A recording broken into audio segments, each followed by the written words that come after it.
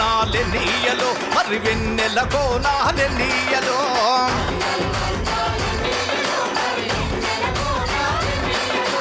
వెన్నెల కోనాలెన్నీయలో మరి వెలుగు రవ్వాలెన్నీయలో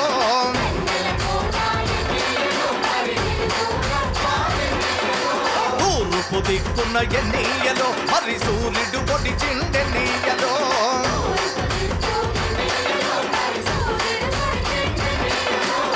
ప్రజల కొరకు ఎన్నీయలో మన అన్నలు ఒదిగారెన్నీయలో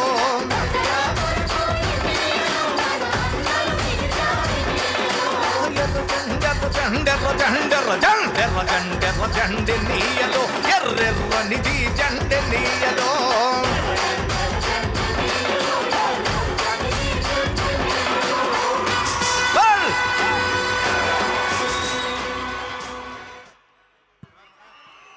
వందే మాతరం గారికి అభినందనలు.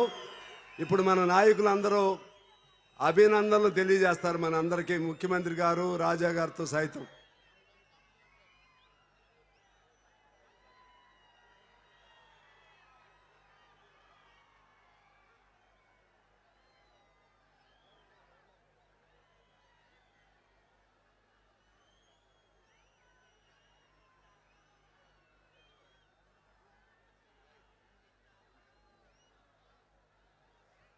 అందరికీ నమస్కారం.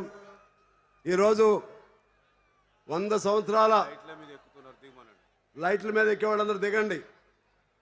100 ఏళ్లు పూర్తి చేసుకున్నటువంటి కమ్యూనిస్ట్ పార్టీ వేడుకలను తెలంగాణ ఉద్యమంలో వేలాది మంది అసువులు బాసిన తెలంగాణలో అందులో ప్రధానమైనటువంటి భూమికి పాటించినటువంటి ఖమ్మం ప్రాంతంలో జరుపుకోవటం మన అదృష్టంగా భావిస్తూ, మీ అందరూ చాలామంది ముఖ్యమంత్రి గారిని ఎందుకు పిలిచారని నన్ను అడిగారు.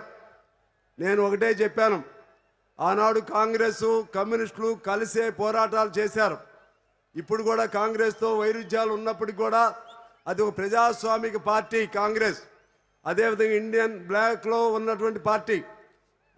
అన్నిటికంటే మించి ముఖ్యమంత్రి గారు రేవంత్ రెడ్డి గారు, ఆయన దూరాన ఉండే వాళ్ళకి తెలియదు, దగ్గరికి వెళితే ఆయన ముఖ్యమంత్రి గారు కాబట్టి గారు అని అనాల్సి వస్తుంది. కానీ సొంత తమ్ముడులాగా, ఒక కుటుంబంలో ఒక సొంత తమ్ముడులాగా, నాకైతే ఏనాడు కూడా నేను ముఖ్యమంత్రి అనే భేషజం చూపనటువంటి ఒక ప్రజా విప్లవకారులాగా ఆయన పాత్ర ఉంటుంది.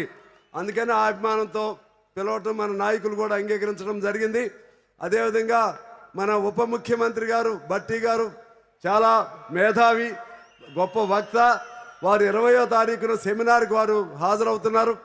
మన ఈ జిల్లాలో మన తుమ్మల నాగేశ్వరరావు గారు ఈ ఉభయ తెలుగు రాష్ట్రాల్లోనే ఎవరు చేయనన్ని సంవత్సరాల పాటు మంత్రి పదవి చేసినటువంటి తుమ్మల గారు కూడా వేదిక పైన ఉన్నారు. వారికి కూడా నేను ధన్యవాదాలు తెలియజేస్తూ, నేను చాలా మాట్లాడదాం అనుకున్నాను, కానీ వారి సమయాన్ని దృష్టిలో పెట్టుకుని నేను మా తమ్ముడు లాంటి మా ముఖ్యమంత్రి గారు రేవంత్ రెడ్డి గారిని మాట్లాడవలసిందిగా కోరుతా ఉన్నాను.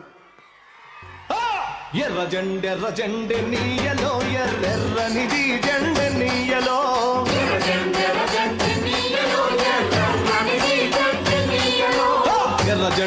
జెండె నీయలో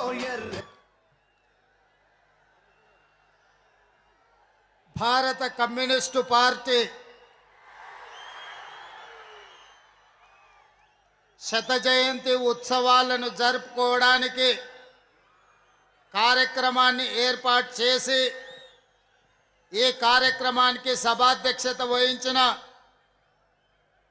మిత్రులు, నాకు అత్యంత సన్నిహితులు కూనంనేని సాంబశివరావు గారు సభాధ్యక్షత వహించి భారతదేశంలో ఉన్న ఉద్దండులైన కమ్యూనిస్టు నాయకులనే కాకుండా దాదాపుగా 40 దేశాలకు సంబంధించిన కమ్యూనిస్టు నాయకత్వాన్ని ఆహ్వానించి ఈరోజు కమ్యూనిస్టుల కంచు కోట అయిన ఖమ్మంలో వేలాది మంది కమ్యూనిస్టు ఎర్రజెండా సోదరుల సమక్షంలో ఈ అద్భుతమైన కార్యక్రమాన్ని ఏర్పాటు చేసి ఈ దేశంలో మతతత్వ శక్తులకు వ్యతిరేకంగా ఎర్ర జెండా నిటారుగా నిలబడి కొట్లాడుతుంది అని ఈ ఖమ్మం గడ్డ మీద నుంచి నినదించినందుకు మనస్ఫూర్తిగా కామ్రేడ్ సోదరులను నేను అభినందిస్తున్నా.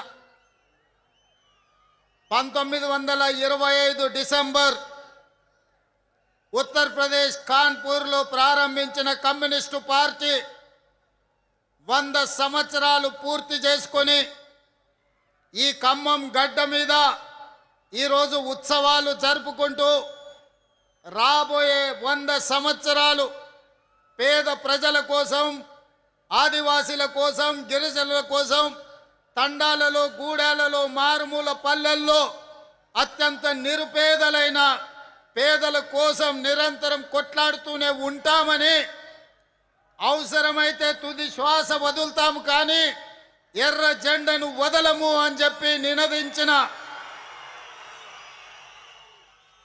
కమ్యూనిస్టు మిత్రులను స్ఫూర్తిగా తీసుకొని మొన్న జరిగిన ఎన్నికల్లో పాశవికంగా వ్యవహరిస్తున్న ప్రభుత్వాలను పడగొట్టినం.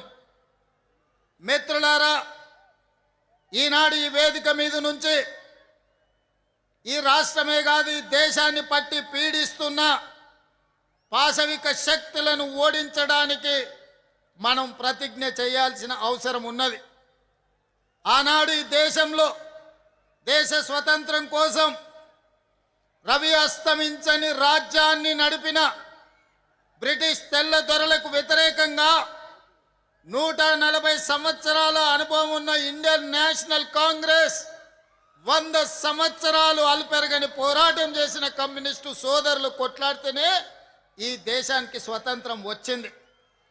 స్వతంత్రం వచ్చిన ఈ దేశంలో పేద ప్రజల కోసం తండాలలో, గూడాలలో, మారుమూల పల్లెల్లో ఉన్న ఆదివాసీల కోసం, గిరిజనుల కోసం, బలహీన వర్గాల కోసం, కార్మికుల కోసం, రైతుల కోసం, రైతు కూలి సంఘాల కోసం మీరు నినాదాలు చేసిండ్రు, మీరు పోరాటాలు చేసిండ్రు, మీరు అవసరమైతే ప్రభుత్వం మీద యుద్ధమే ప్రకటించిండ్రు. మీరు పోరాటాలు చేస్తే మీరిచ్చిన నినాదం దున్నేవాడికే భూమి అని ఎర్ర జెండా సోదరులు నినాదం ఇస్తే ఆ నినాదాన్ని చట్టం చేసి జమీన్